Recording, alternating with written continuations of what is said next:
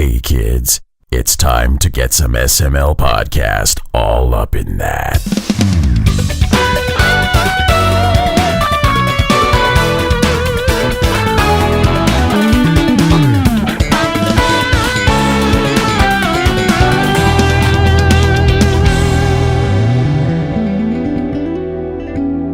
What's up, everyone? This is the SML Podcast. I'm your host, Joe. Fun show lined up today, and Cole Martin, you are here joining me. How are you doing? I'm doing all right. I'm a little tired. I'm a little broken, but I'm alive. I'm probably not kicking at this point, but I am alive, and I'm here. Nice. Yeah, some days that's the best you can roll with. Very true. But we are not alone today. We are joined right now. Chris Alderson of Polyarc Games, you're joining us today. How are you doing, sir? I'm doing really great. We're about to launch our first game, so I'm on cloud 9 right now. So it just letting everything sink in that this is finally happening. Yeah, we finished a build that we're really happy with Tuesday night around midnight, and now we're kind of learning what to do with ourselves now after working so hard to get over the finish line. So are there like endorphins just hanging around from the adrenaline rush of the crunch, the pre-launch? Yeah, I don't know what's happening, but I think everyone in the studio is really excited for Tuesday, which is when we're launching. And we're in kind of this weird holding pattern. My body doesn't really know what's going on right now. It's used to working, pretty long hours and devoting all of our energy to that singular goal of making this game as awesome as possible. So it's been an unreal, really amazing experience that I think everyone's just like ready to see what people think of the whole thing. Nice. For the people who don't know, we should probably mention the name of the game. It is Moss for PlayStation VR. If anyone's listening who doesn't know what the game is, give us the sales pitch. What is Moss?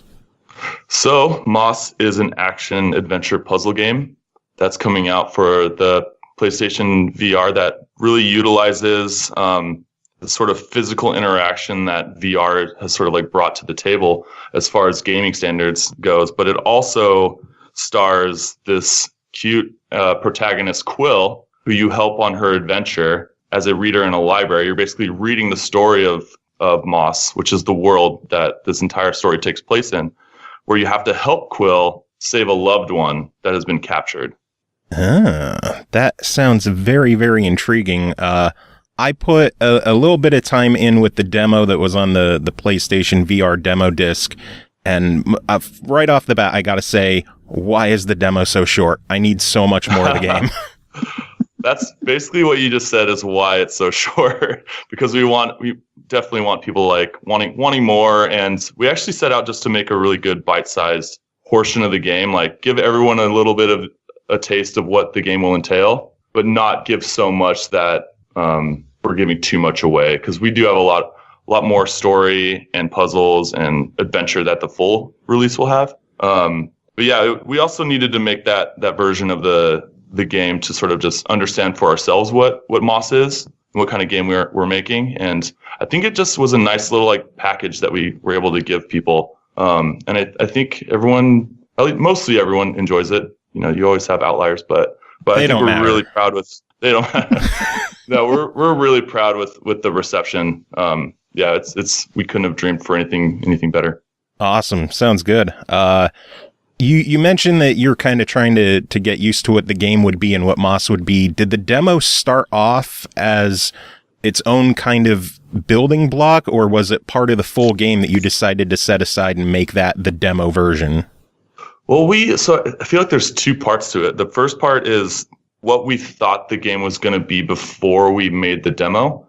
And we had ideas based on a lot of prototypes we were making in VR, just like what a good VR game for us, like what does that mean? And the physical interaction of reaching into the world and grabbing objects and like being present within a world was really intriguing to us.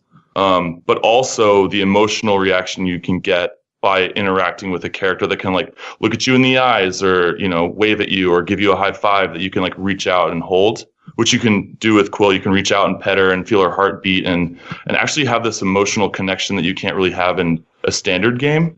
Like you can have an emotional reaction while playing a game, but there's something really special with having a character that's the right size, that's like right in front of you, that you want to nurture and care for. And so that was the kind of game we were making to begin with. And we were focusing a lot more on like, okay, you as a character in the game, how do you reach into the world and interact with it? But I got to say, we shifted a little bit based on just the reaction people made with or had with Quill. There were a few instances where people put on the headset and started playing and sort of quickly realized that Quill was the character they needed in their life that they didn't really know that they needed. And some people started crying and were like, oh, wow, like we need to double down on, Quill and what makes her a living, breathing character. And so a lot of our focus sort of shifted into making her real and not just you real. I love Quill, by the way. The first time I saw a cute little mouse walk out and then pull out a sword, I'm like, I'm going to love this game. Yeah. And it was definitely, as we were like deciding what Quill's look and feel was going to be, we went in different directions. Like at one point she was a little bit more humanoid and kind of had a more cartoony look. But we weren't really getting that emotional connection. And so we sort of went back to a more like just traditional, like her proportions and her skeleton matches that of a real mouse. Maybe her arms are a little bit longer, so she has a little bit of room to swing her sword. But her face is that of a pretty much anatomically that of a real mouse. And I think that's what people connect with. It kind of reminds them maybe of like a mouse that they had as a pet growing up. And so there are different things that like, okay, we do concept or we do a prototype and look at it and be like, okay, are we feeling anything? And it took a few iterations to kind of get to where she is now. But I'm definitely pretty happy with the way. It was the backpack though. Once we added the backpack, we were like, okay, she's the character. She's definitely out to go on a cute adventure. So yeah, we're really happy with the way Quill turned out. So what's in the backpack? In the backpack is where she keeps some of her trinkets. She's a very curious mouse. She likes to explore outside of sort of her village, which we call the clearing. And for pretty early on, you kind of get a sense of like what her interests are.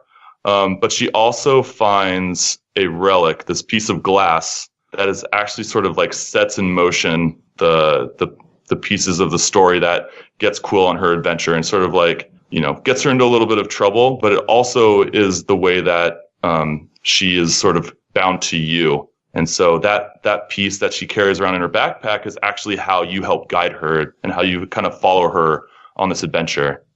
So the backpack is actually used and not just a design thing. Yeah, and our animator did an amazing job. Like she actually will like take it off, and it's a lot of games will like you'll have the character kind of reach behind you, and like all of a sudden you have an object. She actually takes it off, and I think that's just another part of VR that sort of surprised us is everything needs to feel a lot more physical. The two parts that we sort of realized are more important than they were. Like everyone's role at the company is very important, but audio is a whole new way to do audio. It's just the way everything's spatialized, and you can actually feel the distance. If there's a bell ringing, a mile down that you can hear, you actually feel that it's from over there, and you feel the rush of like the wind. And so we really focused on audio, and also, as I was touching on, animation. When a character doesn't feel lifelike, like if Quill didn't feel lifelike, there wouldn't be that emotional connection.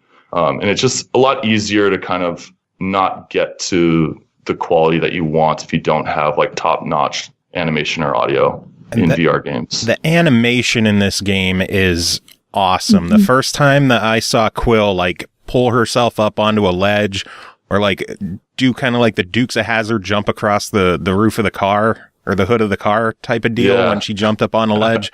Like, this is awesome. Yeah, I got a shout out to Richard Lico. He's our one animator. So every single animation that you see is all his. He's actually doing a GDC talk about it in a month, I think. Yeah, in about a month. So you should check that out. Wow, so only one animator. Yeah. I worked with Richard for, I think, 11 or 12 years now.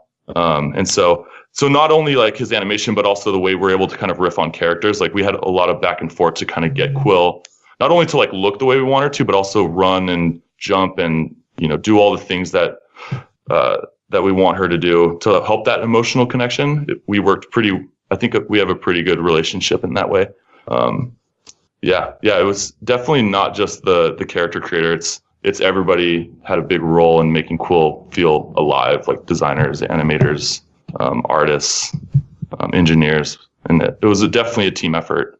It's impressive that it was only one animator on there. How big is the team? How big is the Polyarc crew? So we are 15 in office. We have about 4 artists, 1 animator, an audio director, Steven. I got to call him out. He did an amazing job on this project. 3 engineers, a handful of designers, and that's it. That's the whole team. Wow, that is insane. This is such a gorgeous, fluid game, and to have such a small team, it blows my mind what developers can do these days. Yeah, we're using the Unreal Engine, and that has definitely been an amazing experience. And we're pretty close with those guys too. So if we ever need features or anything, they're like, yeah, we'll look into it. And we've had them come over to the office and help us out too before. And I think a lot of it too is we hired an amazing group of professionals, like the most talented team I've ever worked with for sure. And a lot of us worked together at our previous studio, Bungie. I think there was probably 7 or 8 of us that worked there together. So we already kind of knew about each other and how we work. And that definitely helped out. We're a bunch of collaborators, and we're all really happy to work with each other. So I think that helps. It's about the team, I think. What made you guys want to such a large game? Yeah, I was gonna say, what made you guys want to set out from Bungie and do your own thing? The medium of VR was sort of the thing that we all bonded over, and we decided that this was such an exciting opportunity to do something new and be sort of the forerunners of this new medium that we had to just go for it. I think it was a tough decision to leave Bungie for sure, but this has also been the most rewarding and fun project I've ever worked on, and also the hardest project for sure. It goes back to being such a small team. It's never going to be easy when your team is only 15 people. Yeah. I think we all just heard the calling and we had to give it a shot. I think the first time you put on a VR headset, something kind of, at least most people that I know, something grabs you and it's just like, oh wow, something is here. There's something new and exciting that I need to sort of explore. I think I can bring something to the table. For me, it was playing the demo with I don't know if you guys have ever done the blue, the one with the big whale. It was an early Vive demo where this massive whale, you're underwater and you're already feeling vulnerable. You're like, okay, hope there's no sharks around me. Once you enter this VR experience, and this massive whale just comes out of the depths and comes toward you and just looks at you in the eye, and you're like, I think that thing's looking at me, and you can move your head and it follows you and then swims away. And it's only a minute and a half demo, but something about it was oh wow, this, as a character creator by trade, I started thinking of different ways that could be used. Something as simple as that. And once you start imagining all the things you can do and by trade, by your medium, what you're passionate about, it's really hard to think about anything else. Yeah, I know my first VR experience, I believe, what was the soccer one that launched with PlayStation VR? Headmaster, is it? Something like that? Oh, I don't know. I didn't play that one. It was some kind of soccer, headbutting soccer balls into a goal. That was the first VR game I played. My computer is awful, so I've never done Oculus or Vive. PlayStation VR is my only VR equipment, so I'm thrilled that Moss is coming to PlayStation VR. What made you guys go with PSVR over other platforms? We've been around for about 2.5 years. I think that's how long Polyarc's been around. We did a Moss demo about a few months into us starting the company. And it was really basic, but we did that and we took it around and just showed a lot of people. And when we showed Sony, they were pretty ecstatic about it. And just that right there was enough for us to be like, okay, cool. We want to try and work with these guys. And we heard great things about Sony too, from other studios that we know. And they've just been amazing partners to work with. And so it was kind of a no-brainer. They were as passionate about the project as we were. So once you get that, then you feel like you're part of a team and you really feel like that you should work together. yeah, that's pretty much it. If someone doesn't share the passion for the game, it just doesn't, they're not going to put their all into it. Yeah, and they did. They showed early on that they were in. So we were in. Nice. Is this a game that is pretty much just locked down to PlayStation VR, or can it appear on other platforms down the line as well? Right now we just focused on the PSVR. Maybe down the road, but right now we're still pretty focused on the PSVR release. We're still playing it and trying to see if there's any ways that we can manipulate it or break it. And so we might still be working on it for a little while. Nice. We have a friend of the show, Carnage, who has a Windows 10 mixed reality headset, and he wanted us to obviously ask if it's going to hit Windows 10 mixed reality at all. I don't know if I can comment on that. So no comment on that. Yeah. No comment is always better than no. Yeah. I'm glad you like that answer. We're pretty easy to please. Yeah. We are. We just like fun stories. So. Oh, man. So is this something that you guys from the beginning decided it was going to be a VR title, or did it start off as just a standard action platformer adventure and then the VR came later? No, this was definitely a VR first experience. We early on, the VR thing is what kind of brought us all together to create this company and start making games. And so we set out to just try. In a new medium, you can't just expect everything that making games to carry across and just work. And so we made a point early on to just explore and try to do as many things as we can and fail a lot. Like failing is definitely a really important part in creating anything that's new and exciting. And so we failed a lot. We had a few successes, and the one thing that we all knew our game needed was that physical interaction of reaching into the world and like picking up an object and looking at it and being able to rotate it and understand it was such a cool experience for us that we knew our game needed that. And along that, just VR can take you to cool places, and it can give you emotional connection to the characters and the places that you go. That it was sort of the amalgamation of all these different tests and all the conversations that we had that kind of like that's why the world was created, and that's why Quill was created. We knew we wanted a character that could fit within a world that you could physically interact with. If you're sitting down or standing up, we wanted the experience to be good for you, no matter what your setup at home is. Like, not everyone's ready to move all their furniture out of the way. A lot of people are going to be playing at home on their couches, and so we wanted to make sure our experience was comfortable in that way in VR. So that's sort of how Quill came about. Was her scale needed to be small enough to sort of fit within that world. Like if you were to reach out in front of you, how far can you reach? And we needed that to be the play space in which Quill can interact with. And so I'm kind of rambling, but as we kept going, we just kept deciding what kind of parts of our, what do we want in our game? And so slowly that turned into Moss and turned into Quill. And we knew that we wanted you to be a character as well. And so that kind of that's how we figured out that you should be a character. And so all the things combined, we made this fairy tale story that we wanted to tell from the get-go. And so that's why that introduced the book aspect of it. And so it was really all these different parts that we truly believed in that we kind of bound together to create this entire concept.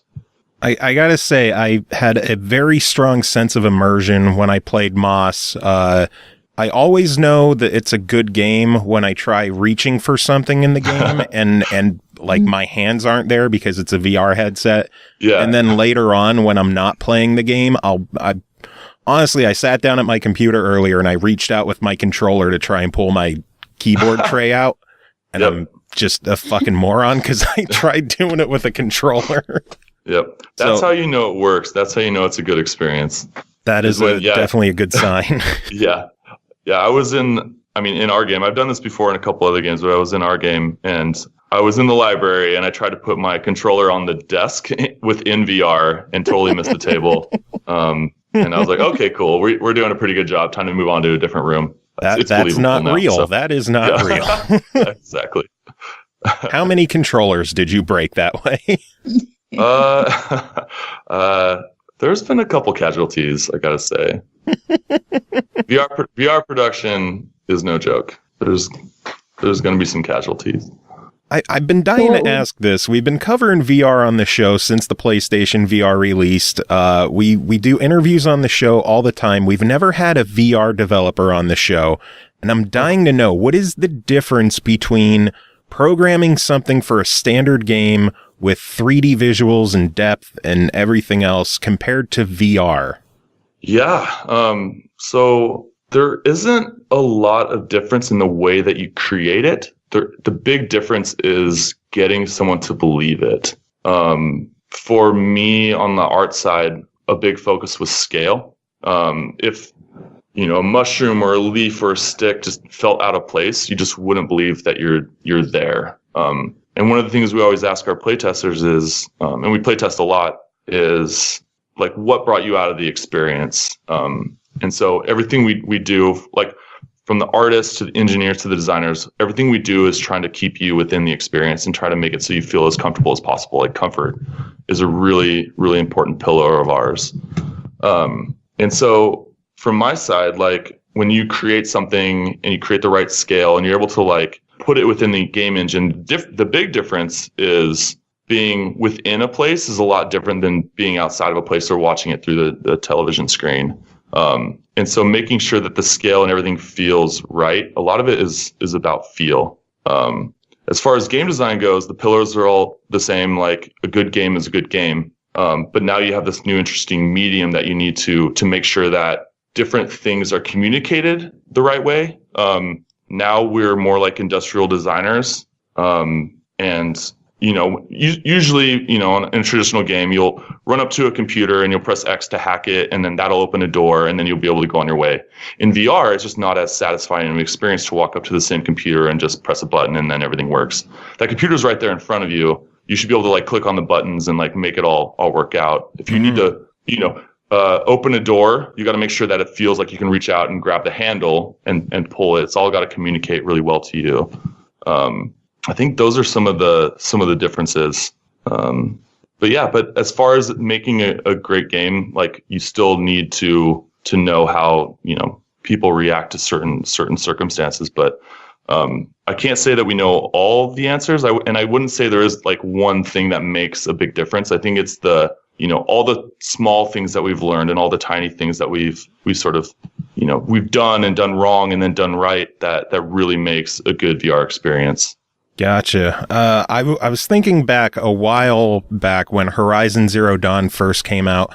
There was a GIF online that got popular of how, based on the camera angle, it would populate or unpopulate just areas of the world based on where you were looking. So if just behind you, nothing existed. I would have to imagine in VR, the entire world pretty much always has to be there, right?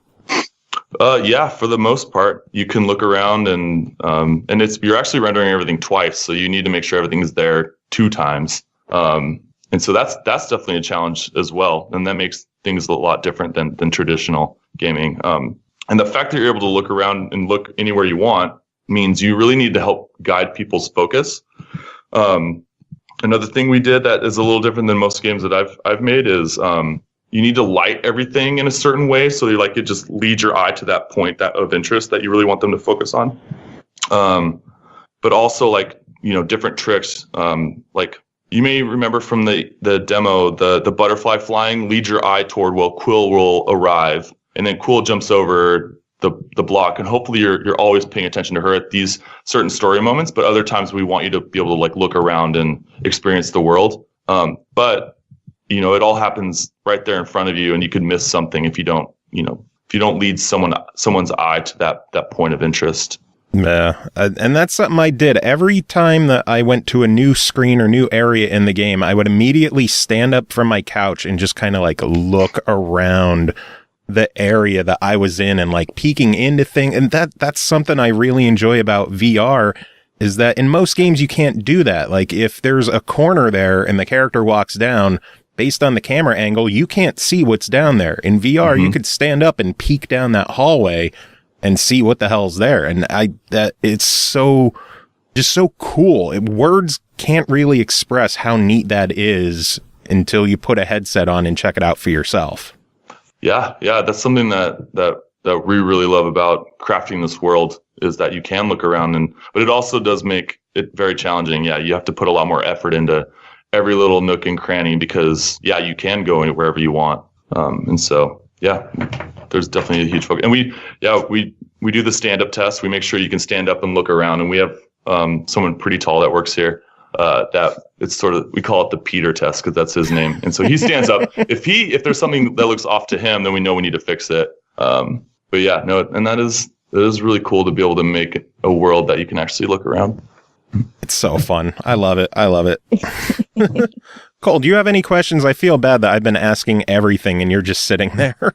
Like, I keep going to speak up, and then you say something, and I'm like, damn it, Joe! And then I can't help it. I'm excited to finally talk about VR on the show, because I'm the only one on the show who has VR. Yeah. Even including past co-hosts, it's pretty much just been me with VR, and even still, I'm limited, so I'm excited to finally get to ask some of this shit. I am curious, like, how the decision for Quill to be the character she is, like, how did she come into fruition? Like, what just made you go, yeah, a mouse named Quill, that's a great idea? Well, it never happens. I mean, sometimes a vision will come up and you'll be like, okay, cool, this is the blueprint, this is the starting point of creating a character that I think people will really bond with. And so I mean the scale is really important, that a mouse would fit perfectly for that. We talked about different types of games we could do, like maybe they're toys or something, but nothing really gave us that like connection or bond with the character that until we created Quill. And her name definitely came up a little bit later. And so it was a journey. It was a journey to come up with her. Where does the merchandising potential begin with Quill, by the way? Yeah. Are we going to see I would Quill totally plushies? buy a Quill plushie, and I haven't even got to play the game. Yeah. We talk about it all the time. It just really depends on if people love the game. Hopefully when people buy the game and they play it, they really connect with it. And so one thing at a time, but that is definitely something we'd love to get into. Some companies out there, they don't even wait for the game to release anymore. Yeah. I mean, look at Hello Neighbor. Before that came out, there was like Hello Neighbor plushies and posters and puzzles and everything. Like GameStop had a shitload of Hello Neighbor stuff before the game was even out. I guess it's good that it got popular. That would have been awkward if just no one played it. Yeah, I keep telling my husband I want one of the Nirax worms from Plague. And like, I'm just going to walk around with it sitting on my head. I love the Nirax worm. It's my favorite thing ever. But then I lost my question I was about to ask too, because Joe interrupted me, and then I got to thinking about Nirax worms. That happens. That happens to the best of us. Yeah, I'm not even the best, and I do it all the time. Damn it. Oh man, so the game is coming out on Tuesday. Again, I spent some time with the demo. How long is the full game going to be? It's a few hours. We think most people it'll be about roughly a 3-hour game. All right. Any kind of replayability to it? Yeah. We have full trophies. List of all the trophies that you can get. There's collectibles. There's the easier ones to get, the ones that you can kind of run through, akin to like, Mario coins, but there's also like a tier higher that are more difficult to attain. And it's sort of like you were touching on like standing up and looking around and being within this world. The harder ones to collect are definitely, they lean more in that direction.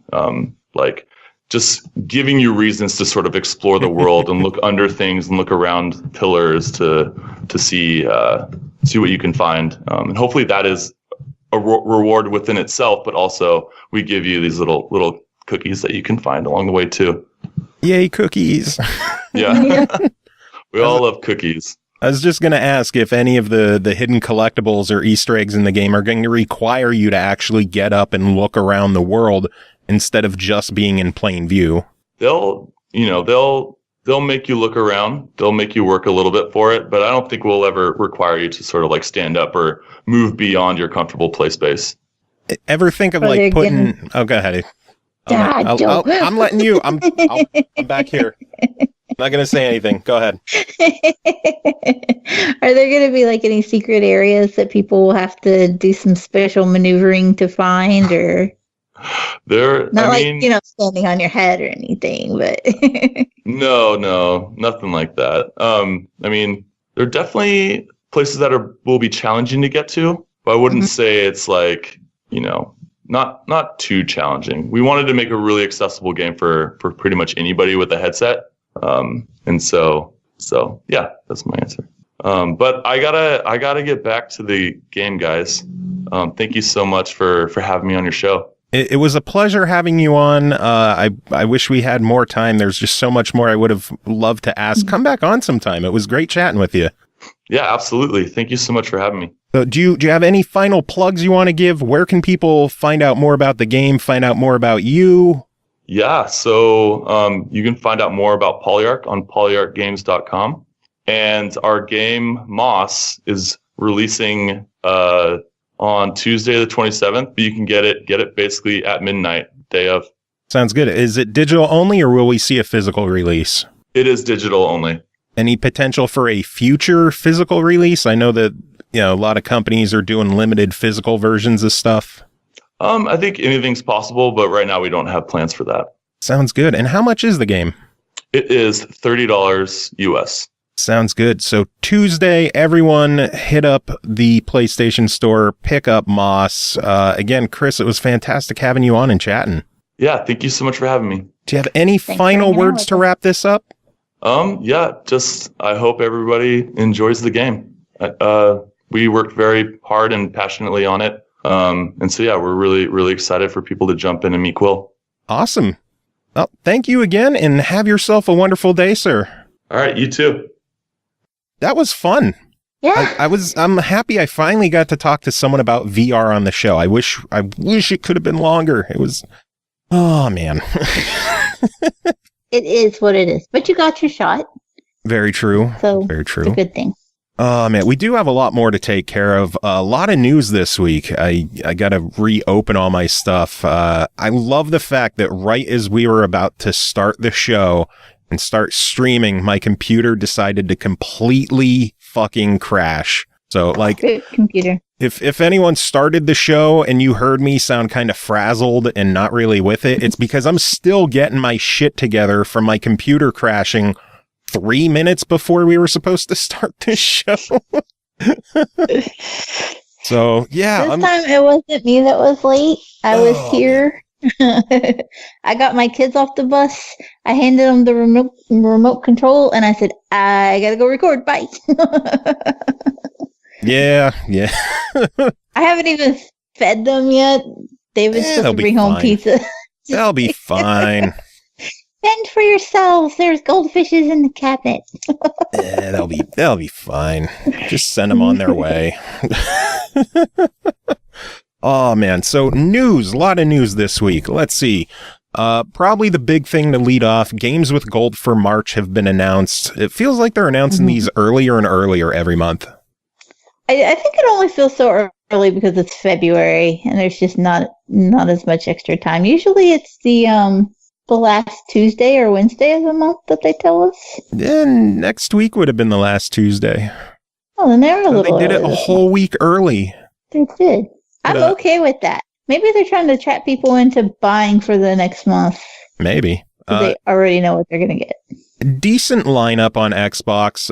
Xbox One, the entire month of March, we're going to have Trials of the Blood Dragon for free. And then March 16th through April 15th, Super Hot, which is a pretty solid game. So super hot. Super hot. Super. I hate repetition. Hot. Super hot. Xbox 360, March 1st through the 15th. Disney and Pixar's Brave the video game, which I thought was a very interesting choice for a freebie. And then the 16th through the 31st, Quantum Conundrum will be the freebie. So overall, a solid month. I'm kind of bummed because I already have everything.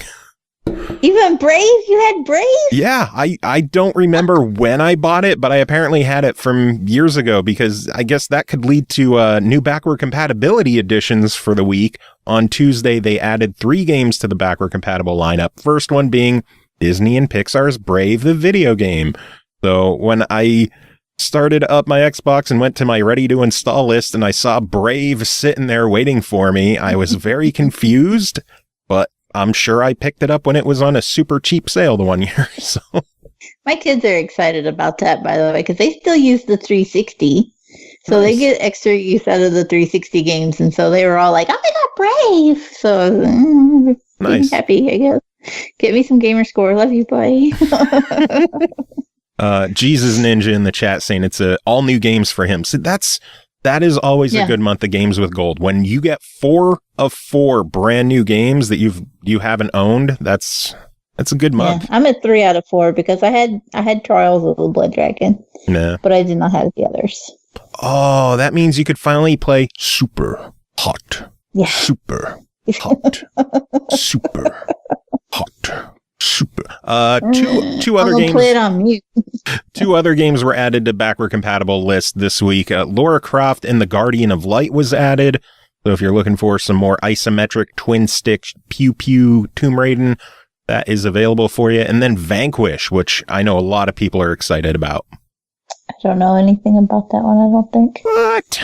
You got that might be a case of where like I recognize the title screen or something, but I don't actually have a history with the game. Oh boy. Some other news this week. I'm thrilled. Burnout Paradise Remastered is finally official. It is coming out March 16th. $40 will be 4K, 60 frames per second, include all the DLC.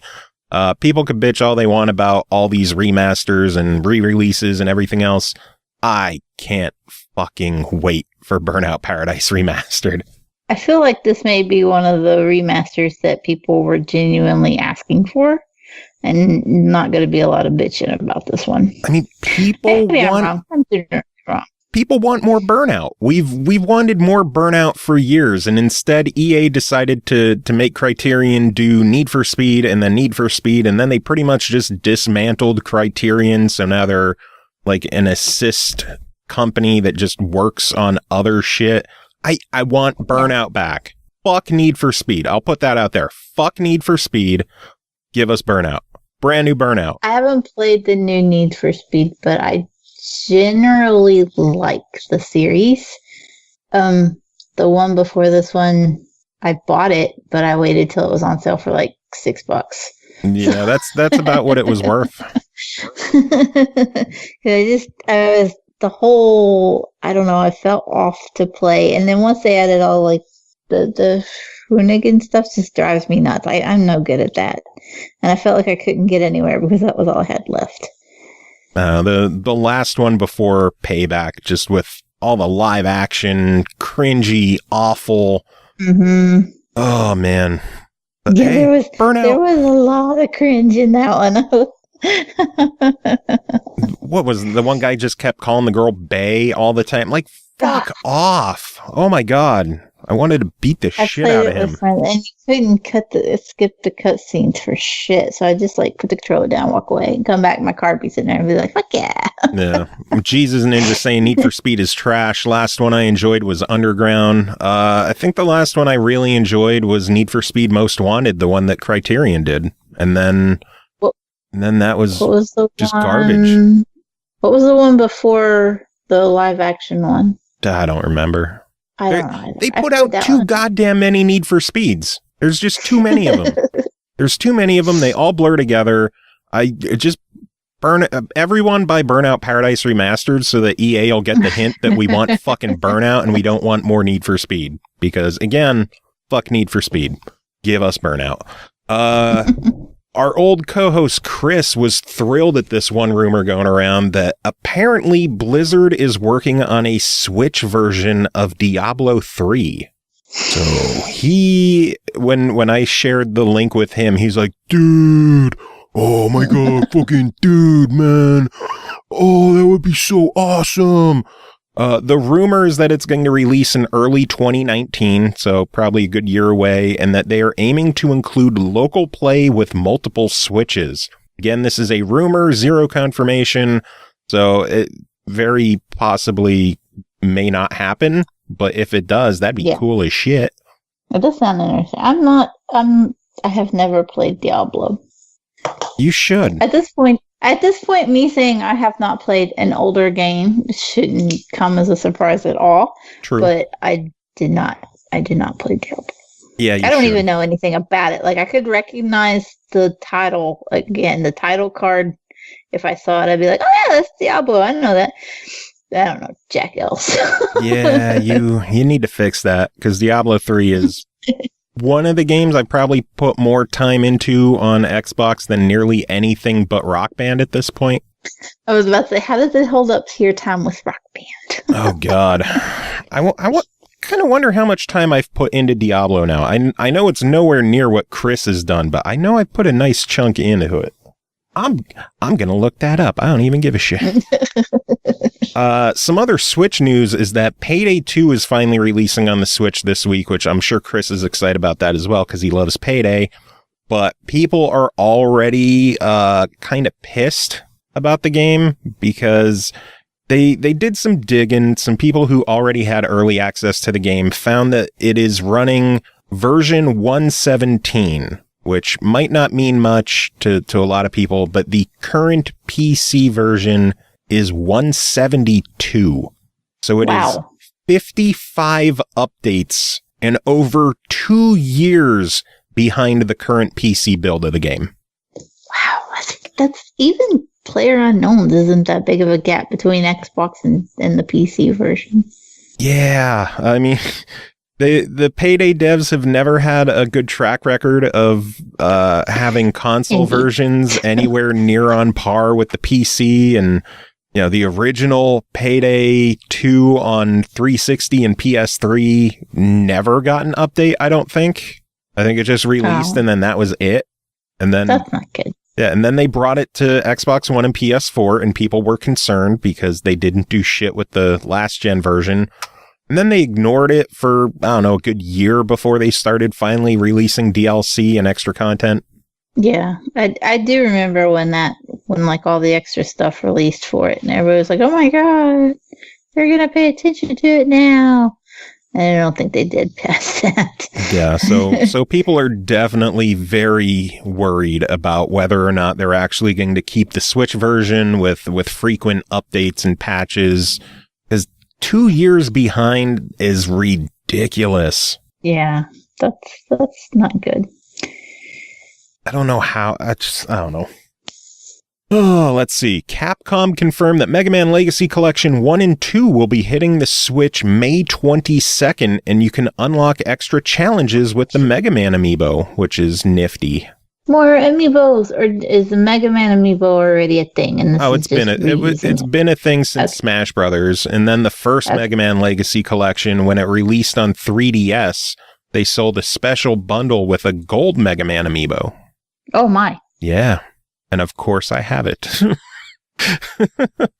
The retail version of Legacy Collection is going to be a fun little bundle, because Legacy Collection will be on a cartridge, and then Legacy Collection 2 will be a download code. It feels like it should be the other way around, considering that like Legacy 1 is only 500 meg and Legacy 2 is like 5 gig. Yeah. Feels like they should, put the bigger one on a cartridge and download the smaller one. But, oh well, what are you going to do? I know nothing about what cartridges are limited to or any of that. Well, I'm worst gamer ever. I either haven't played this or I don't know that. you got to read up on the Switch, because we talk about the Switch a lot on this show. I know. That's what I keep saying. I need to do more research. Maybe I need to win one, and then that way I know what I was doing with it. No, it won't be from us, because I'm not giving away a fucking Switch. A quick update. 13 days, 20 hours, and 2 minutes on Diablo 3. Damn. So, yeah. Put a nice chunk of time into that one.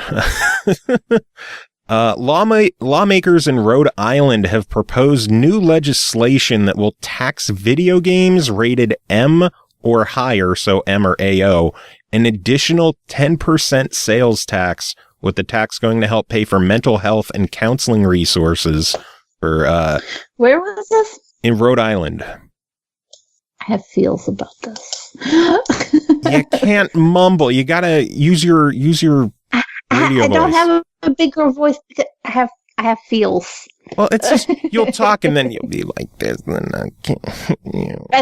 That's because I have feels. What are your thoughts on this? Okay, there needs to be better funding for mental health, but what the fuck does one have to, like, it feels like it's adding a stigma of tying mental health to video games, like mature rated video games. Why? I don't understand tying. They're trying to link. Games, not just They're trying to link video games to the recent school shooting that happened. You know, people in Florida are trying to blame violent video games. They've been trying to pull this shit for years of violent video games cause violent people. No, how about the fucking culture that we're in right now where we have a racist bigot cocksucker is the president who, you know, just basically turns a blind eye to hate crimes and race crimes. And it just happens. And we're at this awful time in history where we're seeing shootings on almost weekly, daily basis anymore. And it's just, oh, again, it happened. There's no outrage anymore. There's no anger anymore. It's just, oh, another one. Oh, yeah. Here's the thing with the stigma, and I'm probably going to veer a little off topic here, but they're tying the stigma of mental health to playing mature rated games. But they're also tying this mental health argument to gun violence. You know, it makes a big ass circle is what I'm trying to say.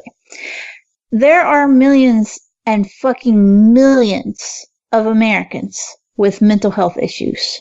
And they don't go shooting shit up. They don't. My husband is bipolar. He has never shot up anywhere. He doesn't even own a gun. We have no guns. We have a gun. It's not here. We keep it elsewhere because he's bipolar. It's not, you know, it just fucking makes sense. It's behind a lock. It's disassembled. It has to be loaded through the fucking muzzle. It's not something he can't, it's not an AR-15. No. And it shouldn't be. Because one, if you need an AR-15 to take down a goddamn deer, you don't need to be in the woods anyway. No. That's my redneck side. I love that people this whole stigma being tied together, and it fries my nerves. Yeah, when people try putting the blame of gun violence on video games, how about the fact that, you know, there's no actual gun laws? And we can't even, there is a law on the books that the CDC can't even gather data about gun violence. They can't even research how to better treat gun wounds because of this law. We've been using the same kind of treatment methods for gunshots for fucking decades. That's disgusting. That's absolutely disgusting. There's no reason for there not to be research and statistics and improved treatment for this. No. We're perfectly fine sending, you know, lambs to slaughter with AR-15s because, well, that's all right. But we can't even, like, figure out how to treat them after this fucking happens? Why is this okay? And why does it all get blamed on the mentally ill? And why is it? I have questions, Joe.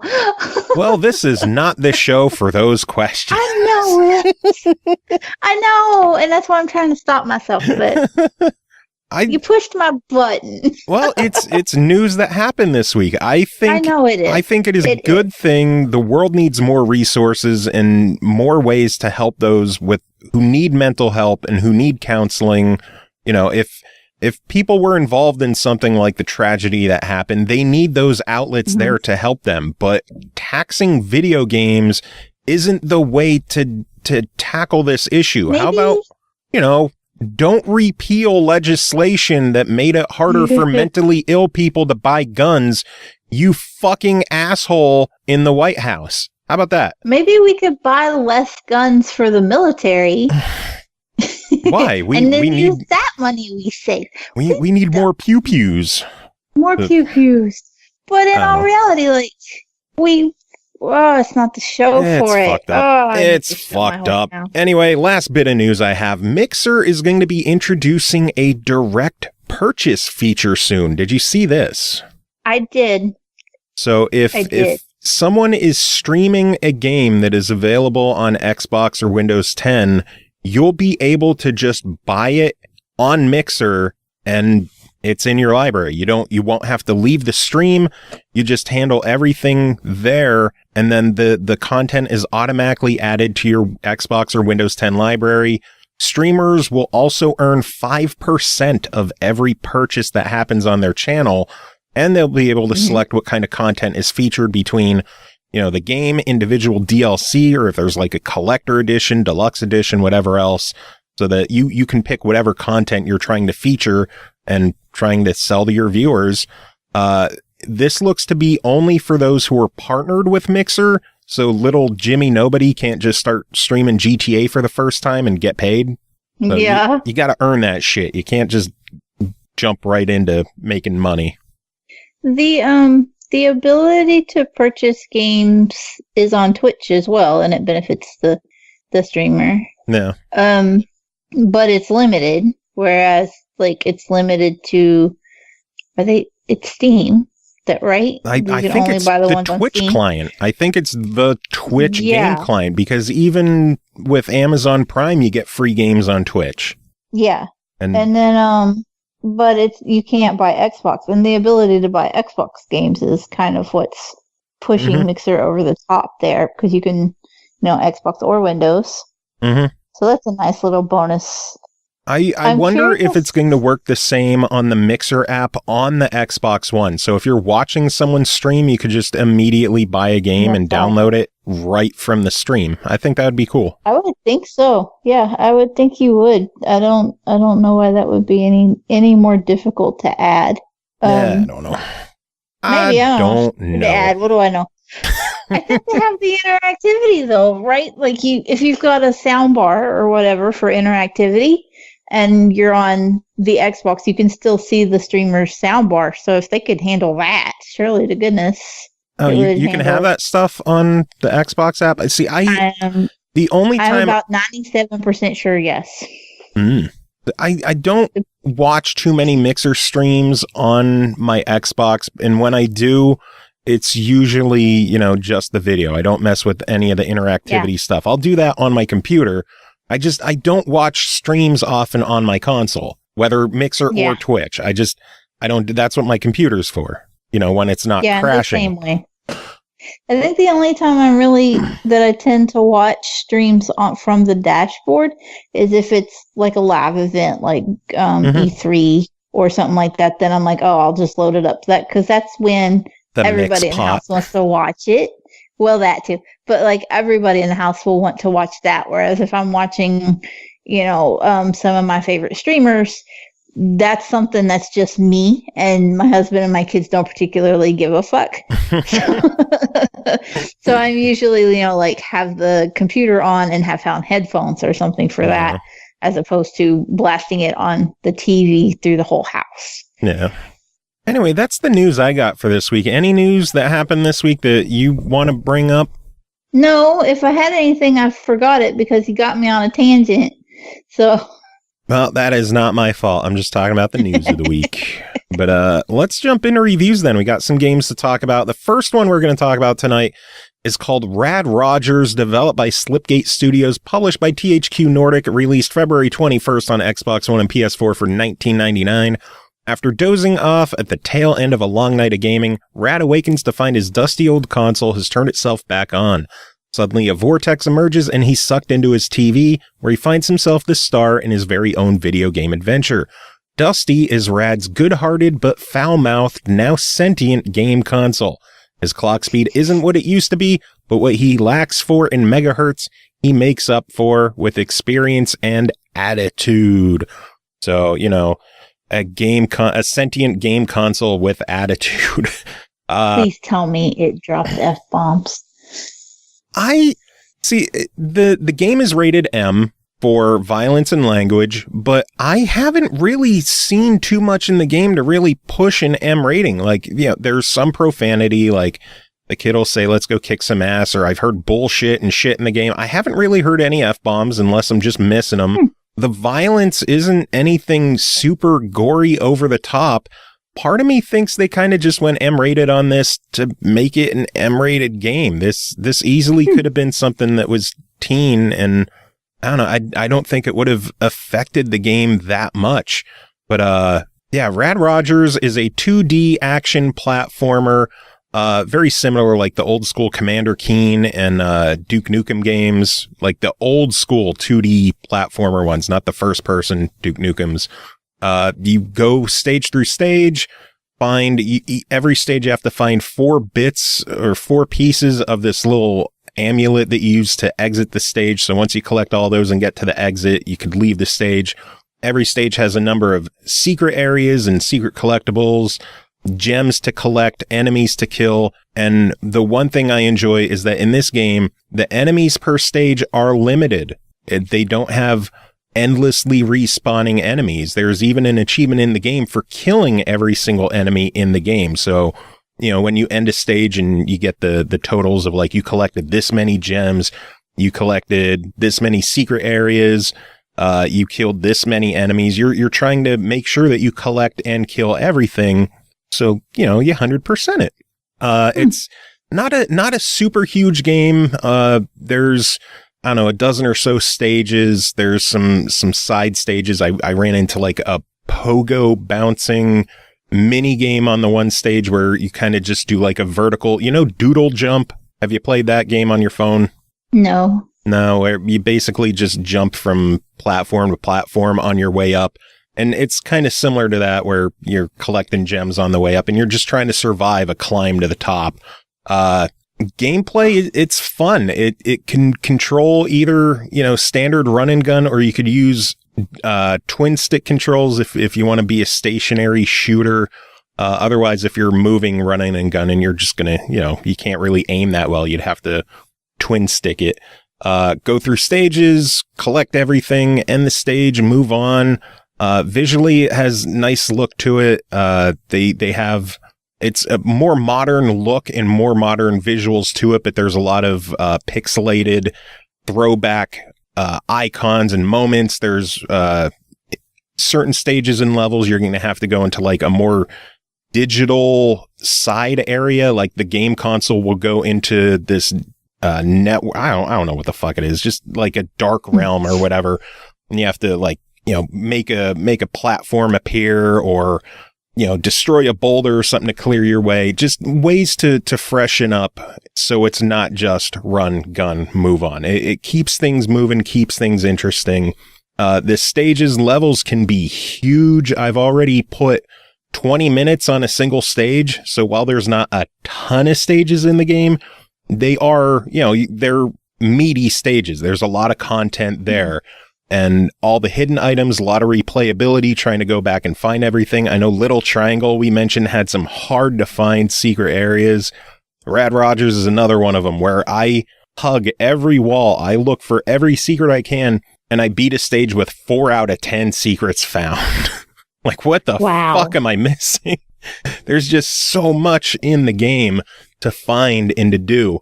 $20 for it. I think there is enough content to justify the price. Clearly the M rating might turn some people off, but it's not really a super M rated game. Like this is one of those games that make you think that there should be another rating in between T and M. Yeah, like a young adult type rating. Yeah, because you compare Rad Rogers to Grand Theft Auto 5 or like Dead by Daylight, it no comparison. Rad Rogers is so much more lighthearted and more accessible than something like Grand Theft Auto. It really does feel like it's M rated just to have an M rating, and it feels completely unnecessary. And I'm someone who I enjoy my violence and my cursing, as you can tell by all the fucking cursing I do on this show. But yeah, $20, I give it a solid try. A lot of fun, lots to do. Just, it's not a world changer, and the M rating doesn't feel necessary. But otherwise, a lot of fun. No comment, or why? No. I thought you were going to add something else. Like, it didn't quite sound like an end. And so, like, okay. Sounds good. All right, next game to talk about is called Claybook, developed and published by Second Order, released February 16th to Xbox One. Game preview for $14.99. Claybook is a unique world made entirely of clay. Every inch of the environment can be shaped and molded. Everything is matter inside it, not just an outer shell. Shape your character and the world around you to overcome challenging obstacles. Cole, tell me about this one. Okay, so Claybook is basically a world made out of Play-Doh. Cool. Next game. It does. Yeah. I'm not done. What are you, Carnage? So basically, it's a don't world make where me get him on here.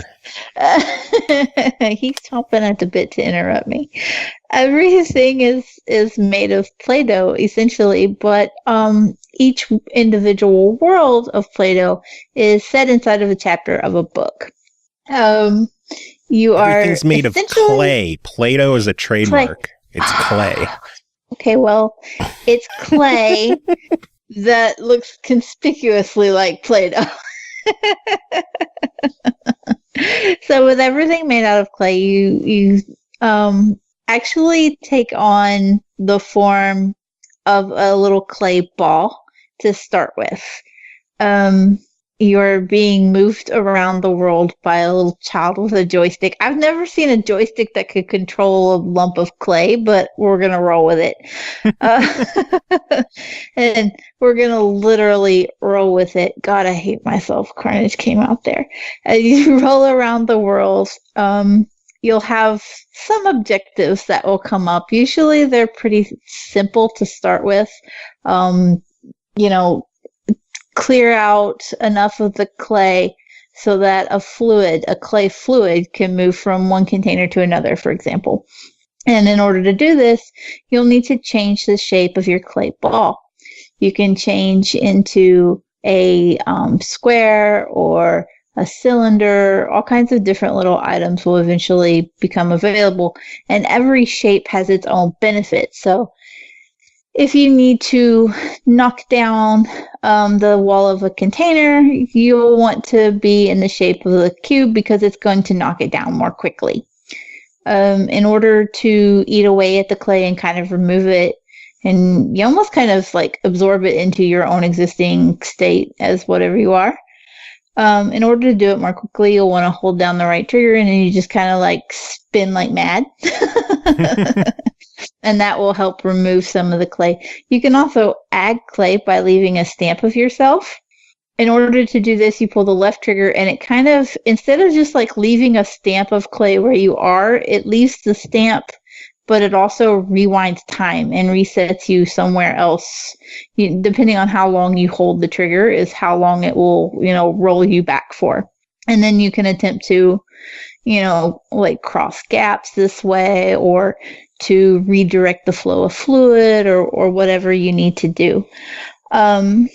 The stamping is really odd though, and it can be a little difficult if you leave a stamp somewhere to then come back and get over the obstacle of the stamp without just completely obliterating it. And that kind of leads to my greatest complaint is that it's really easy to fuck up the world because it is all just clay. And so every surface that you touch, every surface that you roll over, whether you're doing the little spin to try to actually remove the clay or not, you're going to leave divots and dips and potholes in the world. Which is neat from a physics standpoint and is a pain in the ass from an objective standpoint. Because some of these objectives are up in the air. And you'll need to roll over things like tiny little bridges it's an utter pain in the ass if you're trying to get to an objective and you're not very good at controlling your clay, like me. And you fall off a lot. And then you got to go back. And then you fucked it up now because you've done rolled over it 74 times and the bridge is gone. And so then you just have to give up and restart the whole chapter because you're not getting to that last piece of chocolate you're supposed to eat. Yeah. Which is just a pain. All of that aside, though, like the actual difficulty of some of the levels, I think you were talking about you had trouble with the rocket ship. Yeah, controlling the game is probably one of my biggest gripes. It seems like when the one achievement in the game requires you to pilot a rocket for a bit, and that was the most maddening 10 minutes of my life I've ever spent trying to get that goddamn achievement with that fucking rocket. It's like I couldn't do it. I saw Bill's has a video of it on True Achievements, and I watched him, and he did it in like, I don't know, 10 seconds. And I'm just sitting there hating him that he was able to do that quickly. Even just traversing areas because of the clay wearing away, and even the momentum of the clay obstacle that you're controlling, it makes moving around so difficult sometimes. It does. And one of the other problems I had is in instances where there was the fluid clay, which is just more blue clay, but it moves on its own. The greatest problem I had was there are some levels where that blue fluid just builds up and builds up and builds up. And of course, every time you're rolling by or you're trying to get through it, you're leaving divots, and that just lets the clay get deeper and deeper and deeper. And then before you know it, you can't get anywhere you fucking needed to go. And you're having to restart again. And then again. And then again. And everybody keeps talking about how this game is an easy completion. And I'm just like, how did you move the fucking clay? I can't do it. But if you are a completionist or if you're an achievement whore and you're looking for some quick, relatively simple gamer score, you're not going to be let down here because there are only 10 achievements worth 100 G each. Yeah. And this may be the game's greatest aspect. I mean, I think the game... It is... Visually, it's a gorgeous looking game. Yes. Music's cute enough. It's fun. It's enjoyable. It reminds me a lot of Katamari without the whole adorable collection aspect. The little creepy dead-eyed kid in the background can kind of throw you off sometimes. Yeah. And he's just sitting back there staring wide-eyed at whatever he's doing with his little joystick, and you're just like, okay, kid. I'm going to turn the camera this way. I will say, my kids had a blast, and they didn't care about the achievements, and they didn't even care about the objectives. They were just looking to see what they could do to the worlds, which was really, really neat to see. Like, they just wanted to dive in and move the clay, which was cool because I don't like Play-Doh, and I don't want that shit in my floor. So now I can just be like, here, have a controller, and I don't have to clean up Play-Doh. Yeah, and there is a sandbox mode in the game as well to just fuck around. There is, yeah. But yeah, you can edit and all that good stuff.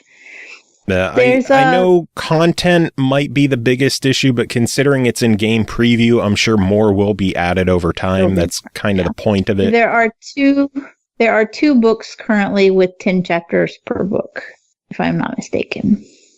So that's approximately 20 different levels plus the sandbox. Yeah. So $15 on this one. What do you think? I give it a pretty hearty try, especially if you've got kids and small kids who, aren't going to care about the objectives and just want to play around. They're going to have a blast. Nice. Sounds good. I would give it a try it as well. It's cute. It's fun.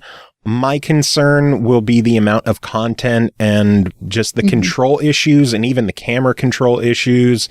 A lot of minor frustration with the game for me, but $15, I'd like to see it be polished up. Yeah, I'd like to see it be polished up a little more before it comes out of preview. Yeah. Which is the point of game preview, is to, release it and polish it up. And we don't know if the price will go up or not, but I would imagine it could, since a lot of the game preview titles have had their prices increase. So if you want to get in while it's cheap, $15, I agree, is definitely worth a try. Yep. Next to talk about is called Jurassic World Pinball, developed and published by Zen Studios. DLC pack released February 20th on Xbox One, Switch, Steam, Windows 10, PS4, $9.99. A collaboration with Universal Brand Department, Zen Studios celebrates the 25th anniversary of Jurassic Park. Oh my god, I'm old. This pack of prehistoric pinball perfection, a lot of P's, is comprised of 3 thrilling tables themed around the history and lore of the iconic film franchise, including actual film dialogue. This is a really, really, really fun pinball pack. 3 tables are included. I'll go over each one. Jurassic World Pinball, clearly themed after the new movies. A large table, a lot of cool ramps, lots of stuff going on. Beautiful visuals on it and all of the tables. Really, really good looking game. I enjoy the fact that in Pinball FX3, it's not just a table, but like the surrounding area has, it feels like it's just part of a world that everything's in. Jurassic World Pinball is probably the one I actually played the least of, despite the fact it might be one of my favorites of the pack. I tried to put a fair amount of time into each of them, but some of them I just got more addicted to than others. The Jurassic World one, I enjoyed hearing the clips from the movie. It's interesting to hear Chris Pratt in a pinball game, but it works. Enjoyable table. Jurassic Park Pinball is based off, obviously, the very first movie. A very small feeling table. Like I had a sense of claustrophobia playing the table. It feels a lot more basic than Jurassic World, a lot more smaller, more compact. I also seem to lose a ball down the middle. One of those like unavoidable, like the ball just drops straight down the middle. No way to save it. It happened way too frequently on that table. Did have some pretty good scoring opportunities if you're into high scoring games. I know even the challenges on there, like the first game, I think I scored like 400,000. I'm like, wow, I did pretty good. And then I did the one challenge. It's like hit 12 million. I'm like, fuck you. It honestly, the Jurassic Park Pinball, the original Jurassic Park Pinball might be my least favorite of the 3-pack, but it's still overall a decent table. Hearing the original voice clips from the just Jeff Goldblum in a pinball table is always fun. And then the third one is Jurassic Park Pinball Mayhem, which it feels more like it's an out in the open kind of thing. There's a lot more empty space in the table, which isn't a bad thing. But it also felt like it was really hard to hit some of the ramps. There would be, like in Pinball FX3, there's a mode where the challenge is like you have a minute to hit a certain point threshold and then it restarts and you have another minute. Or they have a 5-minute, just get as high a score as you can. And when you have a time crunch and you just keep hitting and it's not doing anything, you kind of get worried, like, should I just restart? Is this worth trying? And with Jurassic Park Pinball Mayhem table, it seemed fairly hit or miss whether I was going to get massive points on a table or on a run, or if I was just going to hit it off of rails for 5 minutes and get 12 points total, something like that. I think like me with every pinball. It's like, hey, I got 50 points. Out of the 3-pack, I think the Pinball Mayhem one is my favorite. They have some really cool side games and side missions you could do in that one. A lot of massive point opportunities in there. I think the one high score, not only did I like match all the point goals that you had to do, you can earn like up to 15 levels for each of the 3 challenge modes on a table. And Pinball Mayhem was the very first time I actually got all 15 stars on the 5-minute challenge. Damn. Yeah, I've been playing FX3 since it launched, and today was the day that I got that 75 gamer score achievement for getting all the stars, and it was in a single game. So that's impressive. It was fun. Overall, $10. I think this is definitely worth picking up. The Jurassic World table is really good. The Pinball Mayhem is my favorite of the pack. Just the standard Jurassic Park pinball despite the fact that it feels smaller and more claustrophobic, it's still an enjoyable table. I don't think that it's the worst of the pack makes it a bad table. It's still a fun table. It's just there's 2 other really, really good tables in there it has to compete with. But 3 tables, $10. If you're into pinball, absolutely worth picking up. Nice. Next game to talk about is called Past Cure, developed and published by Phantom 8 Studio, released February 23rd, Xbox One, Steam, PS4, $29.99. Past Cure is a cinematic, story-driven experience where the player follows the struggle of a broken man searching for the missing pieces of his mind. With intense cutscenes and intriguing story items throughout the levels, the players can unravel a story that will keep them guessing to the end. Dark Mika covered this one, sent in the email. You're going to read this one because my throat is dry. I am reading this. All right, let's go. Past Cure is a third-person first FPS? It's a third-person shooter. I don't have the email up. You're on your own with this one. Yeah. It says third-person FPS, so I think she means third-person shooter. Probably. With a few puzzles mixed in. You play as Ian. You woke up in the streets of London with no memory of the past 3 years. You also happen to have some really freaky powers. Astral projection. It does say third-person FPS. That's funny. Astral projection and time dilation, slowing the time of things around you. He spent a year learning to control these powers to a degree with the help of his brother Marcus. They've also been trying to find leads about what happened to Ian in the 3 years he's missing. The game starts around the time a semi-solid lead is finally found. The game is really good looking, however, it uses mostly whites and grays. The real world is mostly white, splashes of colors, but mostly just white and light grays, with his psychosis-driven nightmares are mostly blacks and dark grays. It gives a nice contrast to each other. That being said, there's not a lot of different environments in a game. There's 7 levels total, which took me around 13 to 14 hours to beat.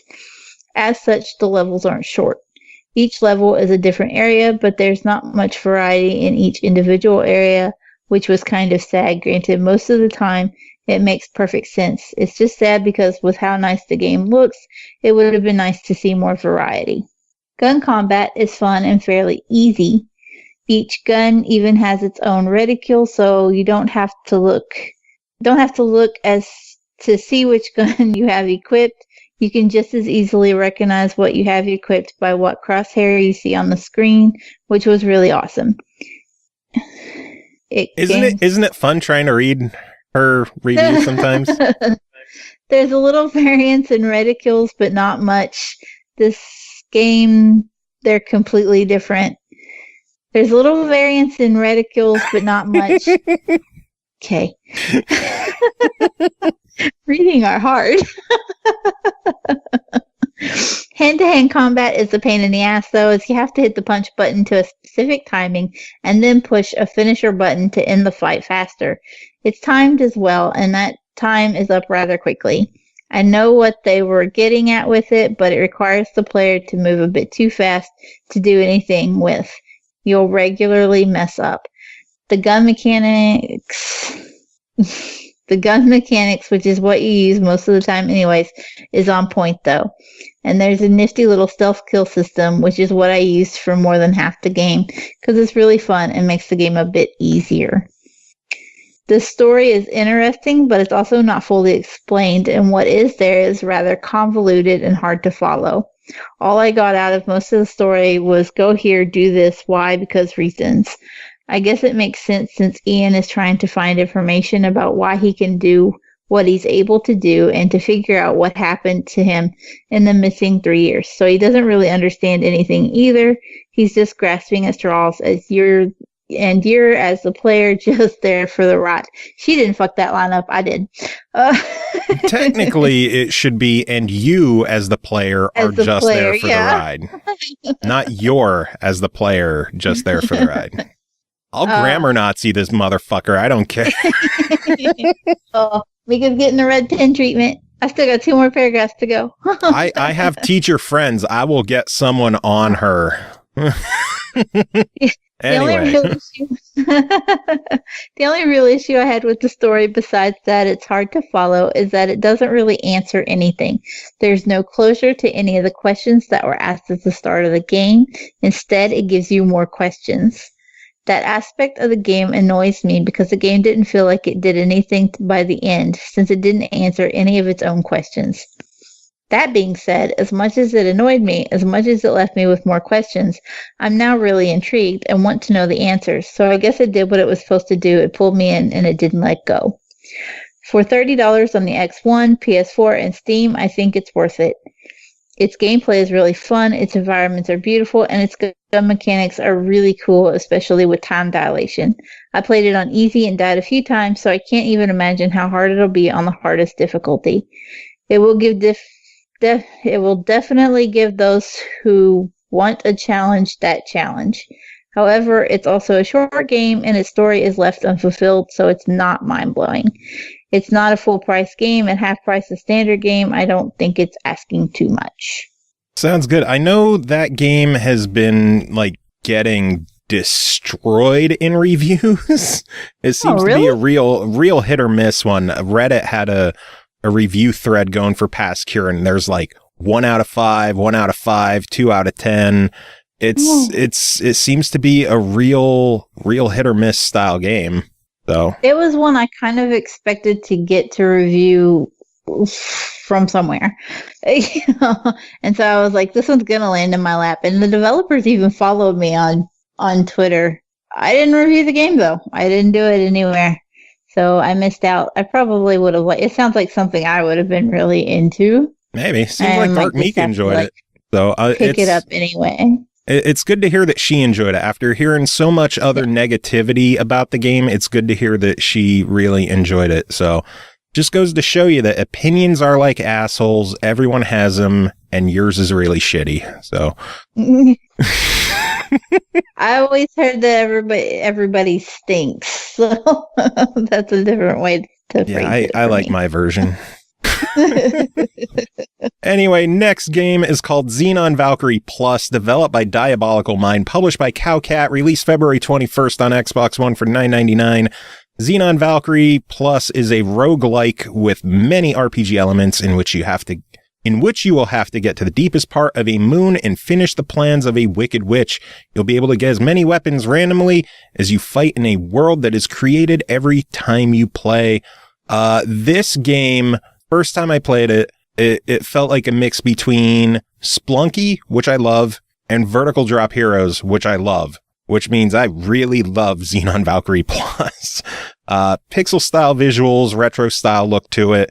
You start the game in roguelike fashion. You enter a world, you take out the enemies, you pick up weapons, you collect money, you move on to the next stage. Everything's randomly created. So every time you play, it's completely different. Go through a couple stages, hit a boss battle, kill the boss, move on to the next world, rinse, repeat. Obviously, after bosses, you are able to, if you have enough of the one material that you collect, you're able to create a teleport so that you could pretty much skip the first world and move on to the next one, and so on as you get through the game. So, the more you play, the further you get, the less you're going to have to replay the early stages. Although a lot of times I still went back and replayed those early stages just so I wasn't jumping halfway into the game at a low level. I felt it was better to just replay those earlier stages, collect money, level myself up, and move on instead of just trying to struggle in later stages right away. In true roguelike fashion, there's, hidden bosses, hidden missions you could do, like Binding of Isaac, how there's just so much hidden shit you could do in the game, or Shiz with Enter the Gungeon. He's been going through all those crazy hidden things to do and different endings, stuff like that. They have that in this game as well. So if you want to dig into the lore and the world of this game and find all the secrets and stuff, it will take you a good chunk of time. Gameplay, 2D plane, just go through levels, kill everything, collect what they drop, and move on. It is satisfying. It plays really well. I have basically no gripes with the game except that it kicks my ass. It's a tough one for sure. Can I point something out since you said Cow Cat Games? Mm-hmm. You know what else that guy did, right? Yeah, Demetrios. As soon as you said that, I was like, wait a second. That's a huge jump in game genres for one dude. Well, he's publishing this one. He didn't develop this one. He's publishing Did he not do it? I thought he developed it. Developed by Diabolical Mind. Okay. Yeah. Okay, that makes a little more sense because I was just like, how did that happen? Because I know that Cow Cat is a one-man show. And so I was like, okay, what? Yeah, see? It all makes a little more sense now. Publishing is fun. But yeah, this game, $10, this is an absolute no-brainer. Buy it. This game is ungodly fun. There's a shitload to do in the game. It is incredibly addictive, and despite how many times you die in this game, you'll always be saying to yourself, fuck it, one more run. Because that's what I did the other night, and I played for 4 hours. I was about to say, and then before you know it, it's 4 a.m., and you have to get up in 30 minutes, and you're fucked. yeah, really. But it's fucking awesome. People know how much I enjoyed Vertical Drop Heroes, considering it's one of our Hall of Famer games. So just to hear me comparing it to Vertical Drop Heroes should give you the indication that this is worth picking up. So if you're a fan of roguelikes, if you enjoyed Splunky, if you enjoyed Vertical Drop Heroes, if you match any of those, drop the $10 on this one. It is awesome. Sounds good. Cool. Next game is called Shopkeep. Developed by Strange Fire Games, published by Excalibur Games. This one is coming out March 2nd on Xbox One for $12.99, so we're taking a look at this one pretty early. Embark on creating your own fantasy retail business in Shopkeep, starting from scratch with a few shelves and limited stock availability. Plan your displays and price your wares competitively to attract and keep customers returning. Work out the perfect product selection and pitch the price just right to succeed in this rough, tough trade. Cole, tell me about it. Have you ever played an RPG and been like, I wonder what the Shopkeep guys, like the merchant's day is like? How does he get through the day? Because if you haven't, then you have no empathy. Those Shopkeeps have it rough. And I can tell you, because I've spent an awful lot of time being one of those in this game. The entire premise is pretty simple. You have your little shop inside an RPG game, and there are you start off with basic like warriors just coming through your area. And they'll have minor needs like, they'll need health potions and mana potions and weapons. And as you service your community, different types of different sausage types vendor of... Joe. Fuck yeah. Someone listens. God damn it. There's different types of customers who will come through, like mages and elves, if you will. I think they're called druids instead of elves, but they'll become available for you. Yeah, you'll be able to unlock them, and they all have different types of needs. And on top of that, certain items might be more popular on certain days. So you have to, use your money that you earn from marking up your beginner stuff, like your health potions and your mana potions, so that you can fulfill the greater needs of your new audience as you grow. And this will leave you to frantically running around trying to keep the shelves stocked, because they will buy up literally everything if you're pricing it right. Before you know it, there's just shit like falling everywhere. These guys are pretty brutal too. Your customers are shitheads. They'll just knock stuff in the floor. And if your merchandise is laying in the floor, they won't bend over and pick that up if they need a health potion. They'll just shrug and walk back out and not buy a fucking health potion, even though it's laying right there. It was like taking care of my kids. Like, it's on the floor. Bend over and pick that shit up for yourself. No, they won't. You have to pick that shit up and put it back on the shelf. Listen here, you little son of a bitch. In addition to that, if they're not fans of your pricing structure, and they really need that health potion, they're going to run out the door with it. and you get to chase them down and go into combat mode, and then you can either hit them with your axe or hit them with some lightning and leave their little toasted corpse right there in the courtyard. Other customers might not be a fan of you leaving the corpses behind, though. Yeah, fuck them. So you have to whip out your broom and sweep away the bodies. This game sounds hilarious. It's a little ridiculous. And you will find that sweeping them away after you've chopped them down is a little cathartic. Sometimes I would just like go through the day. At some points, it's just crazy busy and you can't keep up with it all anyway. So you might as well just like shut down the shoplifters and leave them lay until you can catch your breath and then go back and sweep them all away. And be like, look, at least the dead bodies gave me a break because people didn't want to shop there if they thought they were going to get cut down. Nice. So it sounds like a lot of fun. Any negatives so far? It's ugly as sin. The game is just really not pretty.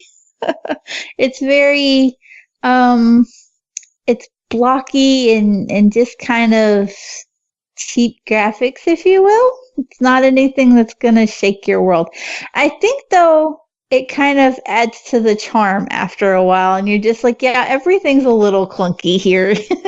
But it is just not a pretty game. I feel bad shitting on a game's appearance, but that's the only thing I found to complain about. The controls, too, are not always ideal. Like certain items can only sit on certain types of spots. So if you build a counter, you can only have 2 large items, but you have 9 small items on the counter.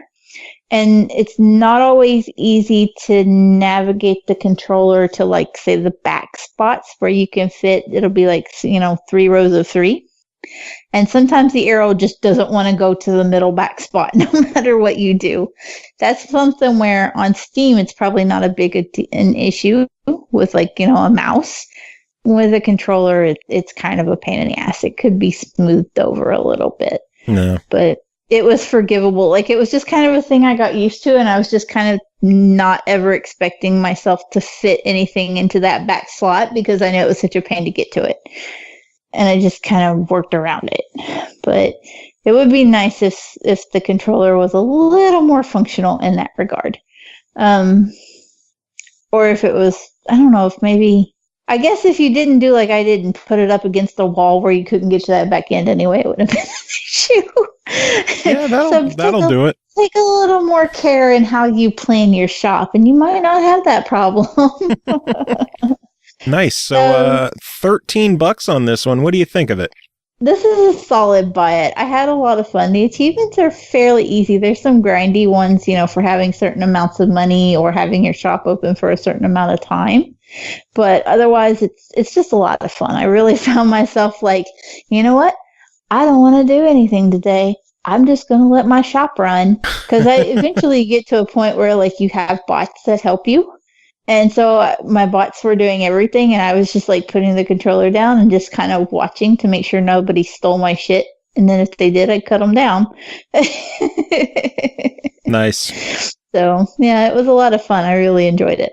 Cool. Sounds like one of those ugly as sin but fun as hell kind of games. Yeah, you forgive the homely factor just because you're enjoying it. Nice. I know the developer is working on a Shopkeep 2 as well. I have no idea if that one will come to console or not. Apparently on Steam, there's a lot of people pissed off that he kind of stopped work on the original to start on a sequel, but you can't support one game forever, I guess. I don't know. Yeah. I didn't follow it that much on Steam because I don't play on Steam, so I don't know the whole story there. All I know is it sounds fun on Xbox, and that's what matters. I enjoyed it. I was happy. I'd play too. I hope it looks better, but I'd play it. Cool. And again, that comes out March 2nd on Xbox One. If you pre-order it, you could actually save a little bit of money. Instead of $12.99, you can pre-order for $11.69. So, $69. Jeez. Oh, man. Anyway, one final game to talk about tonight called Defender's Quest Valley of the Forgotten DX, developed and published by Level Up Labs. It released February 20th on PS4, February 21st on Xbox One for $14.99. Defender's Quest is a tower defense RPG hybrid. Think Final Fantasy Tactics meets tower defense. Focuses on three things: tactical depth, customization, and story. That means no random encounters, no spiky-haired emo kids, no forced time sinks, and no tedious, repetitive battles. That pretty much explains the game completely for the most part. It is a tower defense game with RPG mechanics. There's a storyline to it, so it's not just go level to level to level. There's, an actual story and history to the game where, I hate trying to talk about a story of a game without ruining anything. Yeah. But basically you are able to live in a world between life and death. And there is someone who is able to turn people into the dead, and you have to basically enter that realm between life and death, bring people with you, and defeat those, the enemies, and prevent them from killing your hero. In true tower defense form, you'll see a path on the ground. You have to set your troops out on, select areas around the trails. Each character has their own unique weapons and attacks. There are archers, there are berserkers, which are just, straight up attack. There are mages in the game, so various different classes that each have their own unique spells, abilities.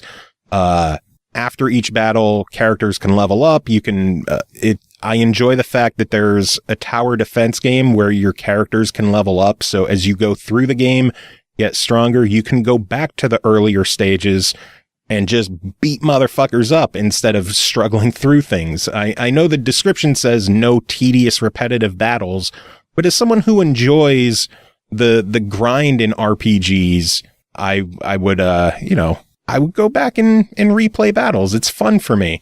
I like grinding and making myself a little more powerful than others. Campaign is a couple hours long. Trying to recall how many stages were in the game. I'd say 20, 30 stages, somewhere in that realm. It doesn't sound like too much, but there's actually a new game plus mode to it as well that introduces side quests, additional areas, obviously a tougher experience overall. It's just a lot of fun. If you're into tower defense games, I think this is definitely one of the better ones out there. It's nice to see a tower defense game with actual substance and meat to it instead of just go play a stage, get 3 stars, play a stage. Yeah. Build this, protect that, bye. Yeah, pretty much. I enjoy the achievements in the game too. There's some fun stuff in there. I know I don't usually focus on achievements too much while covering reviews. There are achievements in the game for beating the game without recruiting any random generic characters. As you go through the story, you'll meet, named characters that will join your party, and, one for each of the different classes. And when you get to different towns, you can recruit random people as well. It can help somewhat make stages easier as you'll have more troops at your disposal. But, first off, it'll void those achievements, so you won't get beating a new game or new game plus without the random recruits. You won't get those. But it also makes it so the troops that you do put out won't be as powerful as they can be. Each of the troops has 5 different levels or tiers of their abilities. And when you summon them, they only have like level 1 or level 2. And you have to spend, I don't know what the currency is. It's like mana points or something that you pay a certain amount to summon them and then to level them up. And as you go through and kill monsters, you'll earn more so you can power up your troops more. Obviously, the more troops you have out, the less powerful they can all be because there's only so much money in the game. I ended up making it through the entire original campaign with just the stock characters. So yeah, I'm awesome. Each of the stages has 3 different difficulty levels, so a lot of replayability, hidden items in the game. The new game plus, like I said, just adds a shitload more to the game with the side quests and the extra areas, each again having 3 different difficulty levels. I think there's like a level 50 or level 40 cap in the game, so there's a lot you can just grind and get more powerful, go back, replay. There's a lot to do in this game, like an ungodly amount, and I think I've spent more time on this game than anything I've covered in quite a while because I don't want to stop playing it. Wow. Yeah, and I cover a lot of shit. So to find a game that actually like pulls me in and keeps me addicted for multiple days and multiple play sessions, it's good to find something like that. And like I said, it's good to find a tower defense game that does something different and has a story and has characters. My only real gripes with the game is presentation wise, it feels kind of generic, kind of cheap. It feels like something like even menus that you would have seen in like an RPG maker. It just feels very basic. It doesn't have a lot of bells and whistles and presentation, but the content is there to back it up. So I can't fault it too much.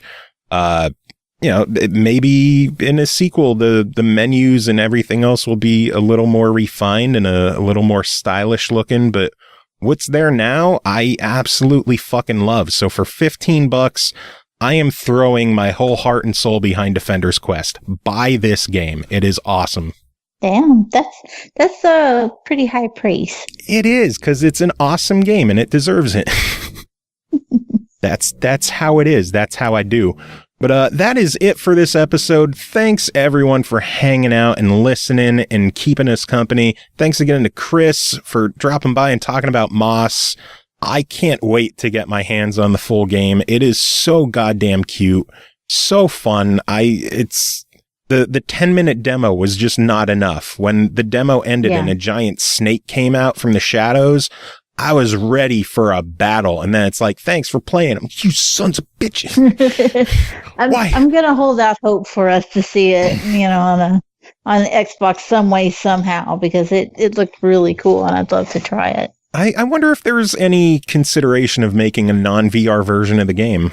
I don't know if it would translate as well in non-VR, because just the interaction with the world, I don't really know how they would do it without it, but I don't know. Mixed reality on Windows 10, maybe Carnage will get his wish eventually.